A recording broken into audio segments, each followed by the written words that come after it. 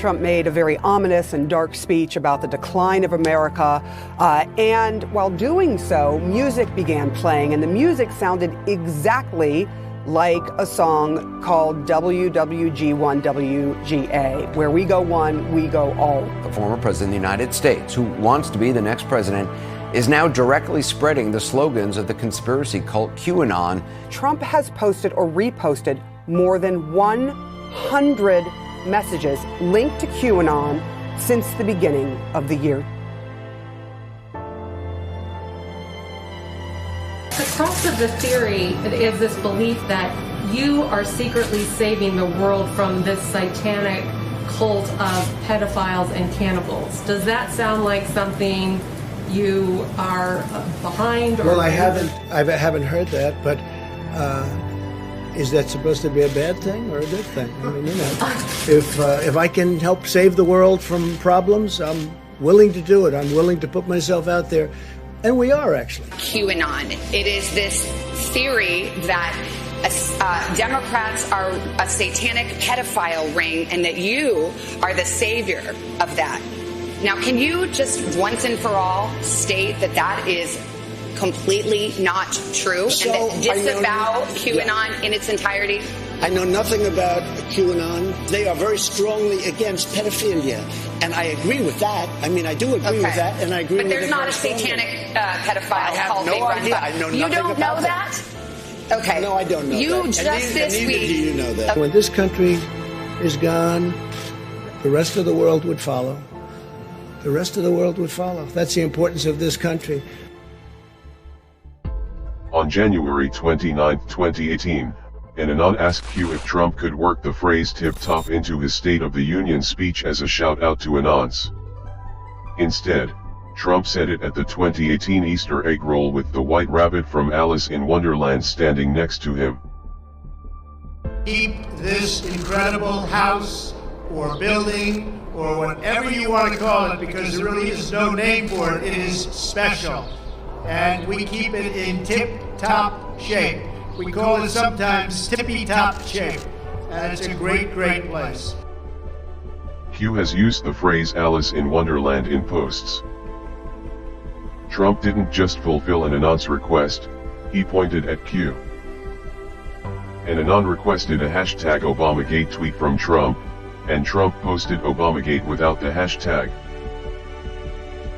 On April 12, 2018, Q posted Twitter down. Exactly 1 year later, on April 12, 2019, Twitter went down. The same day that Twitter went down, the NSA posted a picture of a Q on their Twitter page. This is important because Q has referred to the NSA in posts.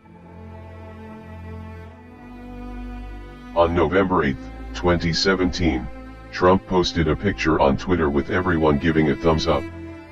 When an image is posted on Twitter, it's given a random file name when it's uploaded.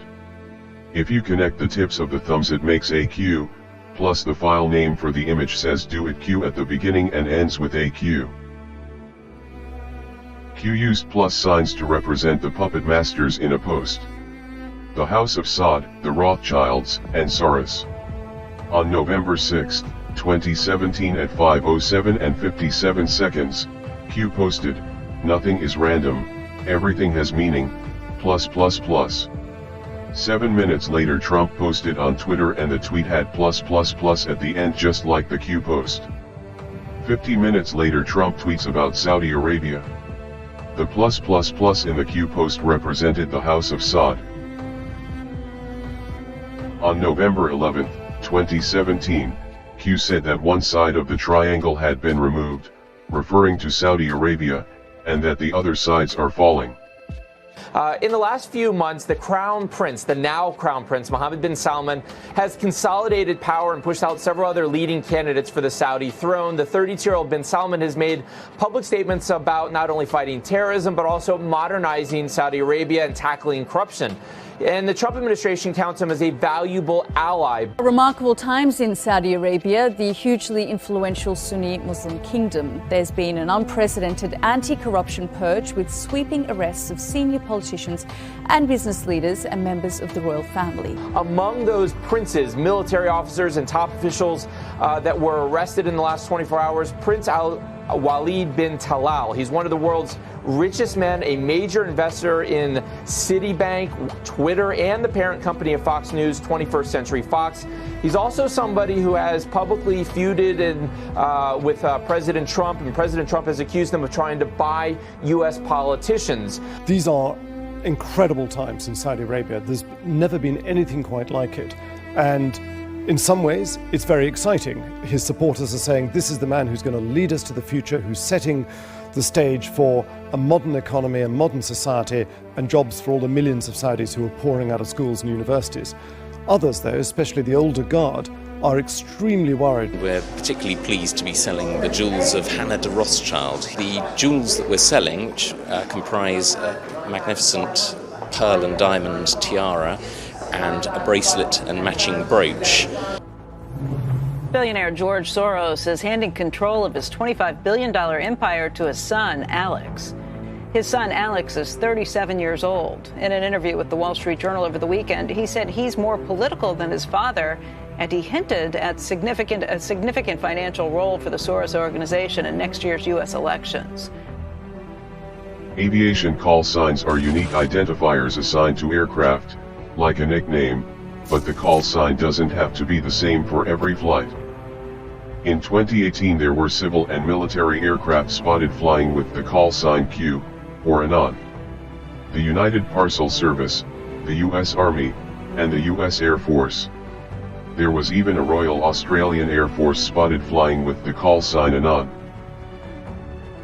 On December 7, 2018, Trump jumped on Air Force One to fly to Kansas. When Air Force One was wheels up, the call sign popped up as Q0. The fact that there was a Q in the call sign was big, but the question was, what did the zero mean?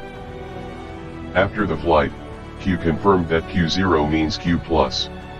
That means Trump was flying with the call sign Q+. The reason that's big is because Anons think Trump is the person that posted on the Intel board as Q+. Not only does that point to Q, but it points to Trump being Q+.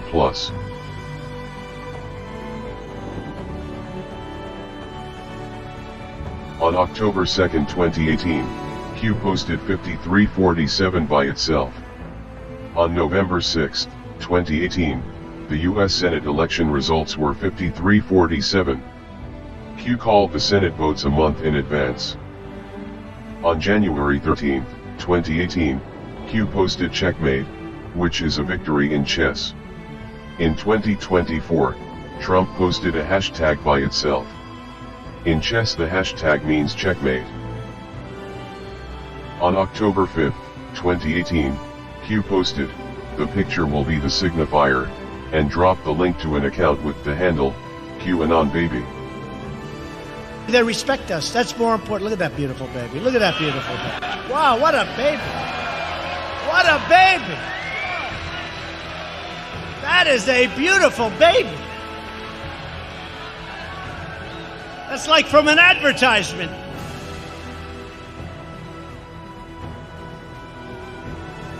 Look how happy that baby is. So beautiful. Thank you, darling. That's really nice. It's a great thing. Is that your husband? That's a great thing. Thank you. Congratulations, husband. Man. What a picture.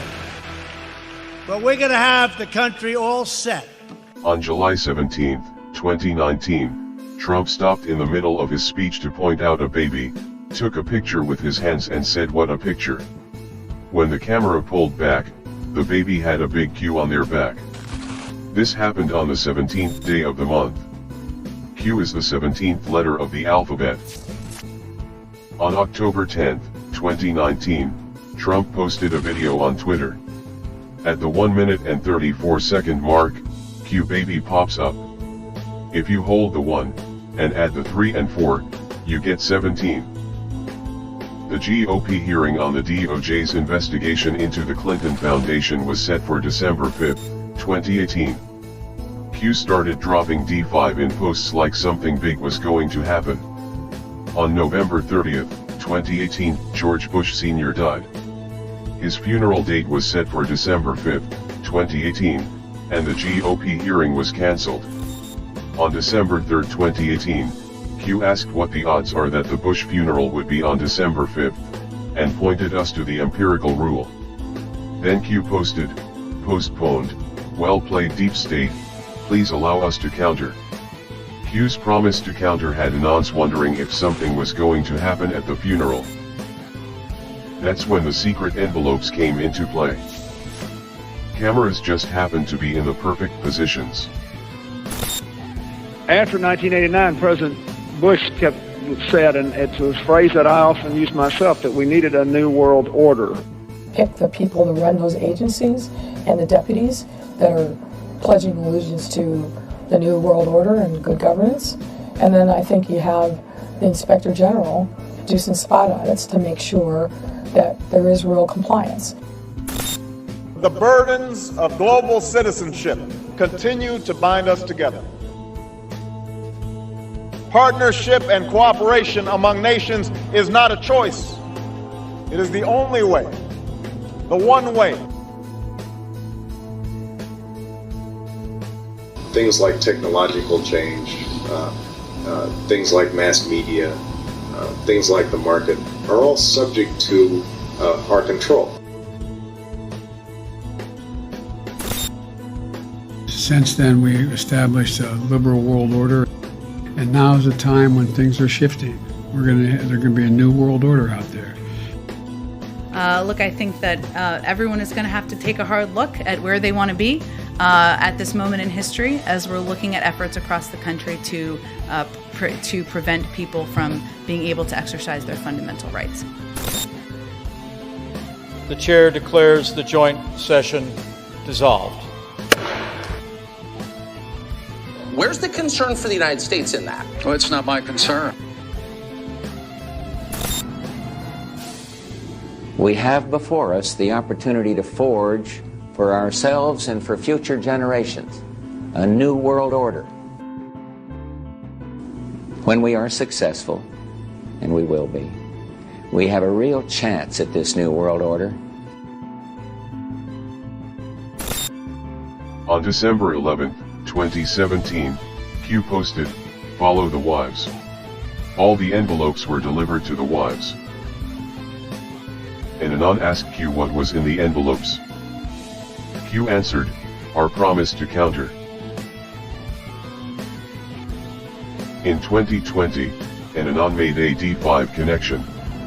A declassified memorandum for the Director of National Intelligence, about the unmasking of General Flynn. The document's date is the 4th of May. 4 equals D, and May equals 5. Q replied, they thought it meant December 5th. On February 22, 2018, Q posted, "Fight, fight, fight." Q only posted that one other time in over 4,000 posts. When Trump was shot, and had Secret Service covering him, not knowing if there were more shooters, he broke protocol to put his head and fist up to say, "Fight, fight, fight." If he was going to die, he wanted those to be his last words. Each of you enters service at a truly exciting time for our country. For we are witnessing the great reawakening. With this strategy, we are calling for a great reawakening of America. Now we are calling for a great reawakening of nations, for the revival of their spirits, their pride, their people, and their patriotism. On September 19, 2017, Trump called for a great reawakening of nations in his UN speech. On October 6, 2017, Trump said it was the calm before the storm, and on October 28, 2017, Q dropped the first post. You guys know what this represents? Well, maybe it's the calm before the storm. What's the stormy? Could be calm before the storm. What storm, Mr. We have the President? world's great military people in this room. I will tell you that. And we're going to have a great evening. Thank you all for coming. Thank you. What storm, Mr. President? You'll find out. You guys know what this represents?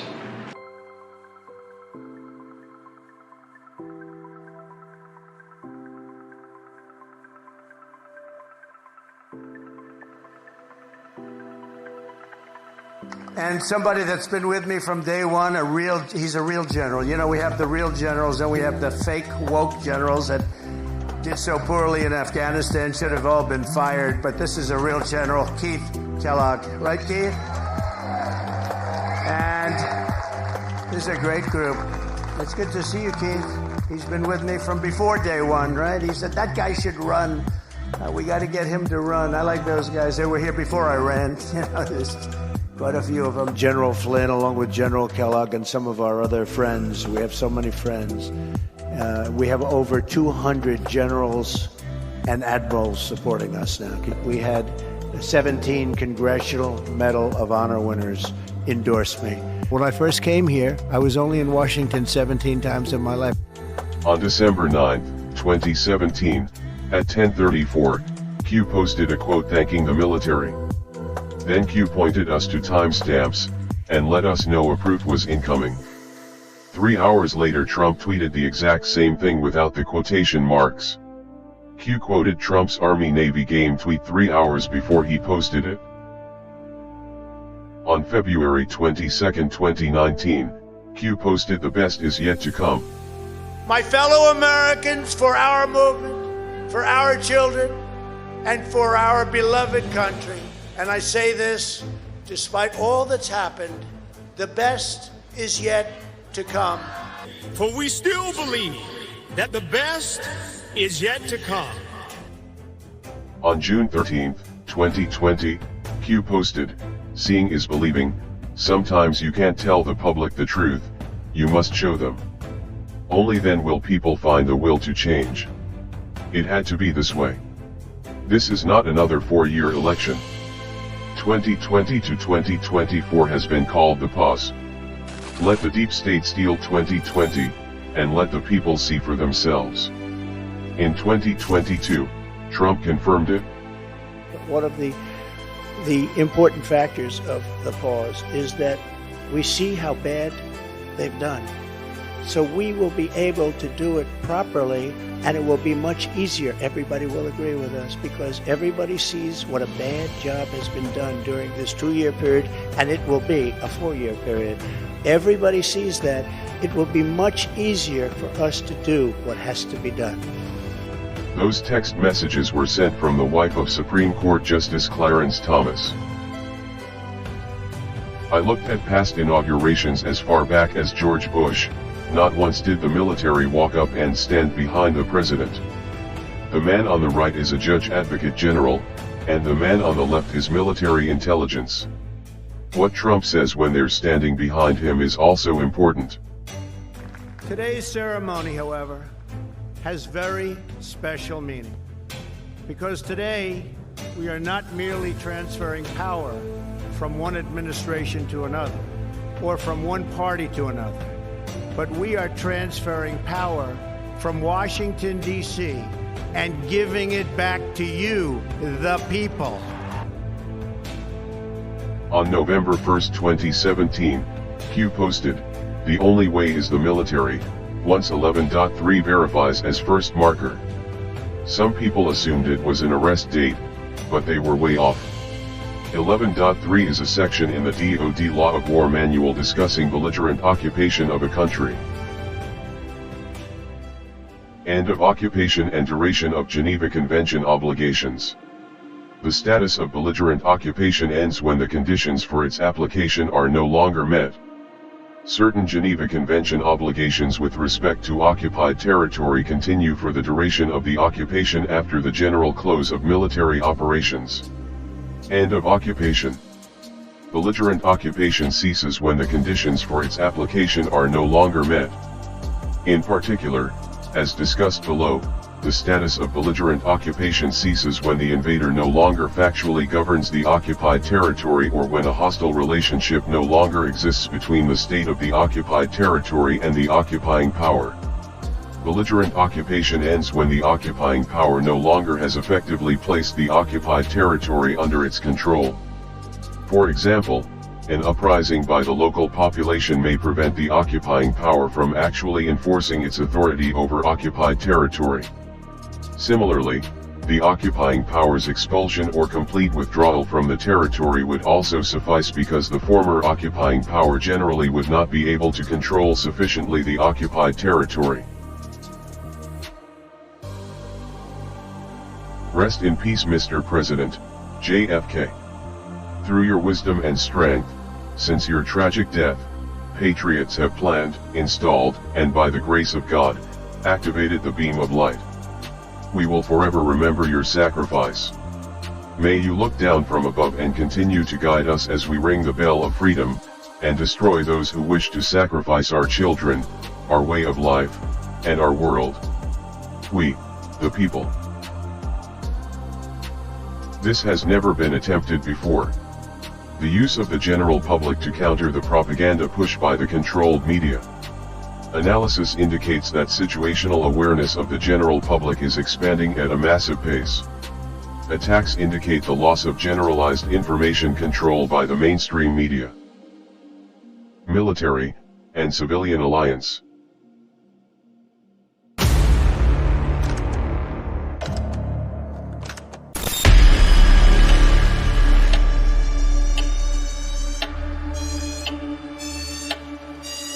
People should not be afraid of their governments. Governments should be afraid of their people. The American populace is facing an unconventional warfare scenario. This is information warfare.